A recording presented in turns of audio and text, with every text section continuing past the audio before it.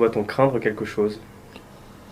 Vous savez, c'est un monde de fous. Moi, ce qui se passe, le fait que des gens soient morts de coronavirus en Chine, vous savez, je ne me sens pas tellement concerné.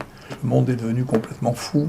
C'est-à-dire qu'il se passe un truc où il y a 3 Chinois qui meurent et ça fait une alerte mondiale, l'OMS s'en mêle, ça passe à la radio, à la télévision. Il n'y a plus aucune lucidité. L'expérience mondiale n'est pas mondiale du tout. Donc en pratique, il y a eu 5 morts en dehors de Chine. Il y a très peu de maladies infectieuses qui se répandent dans tous les espaces de la Terre au même moment. Ça n'existe pas. On est plus dans un jeu vidéo comme risque. Tout ça, c'est des bêtises. La chose la plus intelligente qui a été dite, c'est par Trump, qui a dit, écoutez, au printemps, ça va disparaître. Et il est temps de réfléchir autrement qu'avec des jeux vidéo, avec des maladies infectieuses qui restent des maladies infectieuses, ne sont pas devenues des jeux vidéo.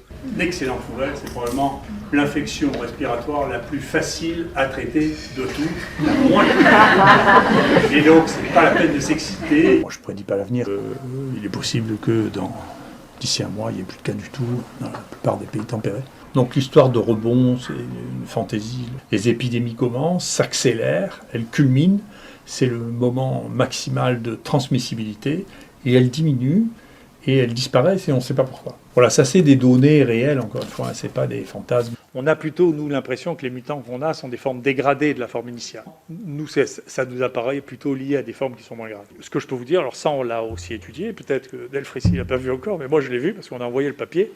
On a comparé 100 cas à partir de juillet et 100 cas avant pour regarder quel était le degré de leurs troubles de coagulation.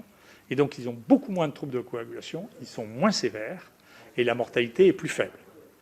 C'est-à-dire qu'il est plus dangereux, ce nouveau variant que vous étudiez au sein du laboratoire P3 de l'IHU. Je suis plus prudent que ça, mais en tout cas, les éléments qu'on a nous laissent penser qu'il n'est pas aussi banal et bénin que ce que nous avons eu là en juillet-août.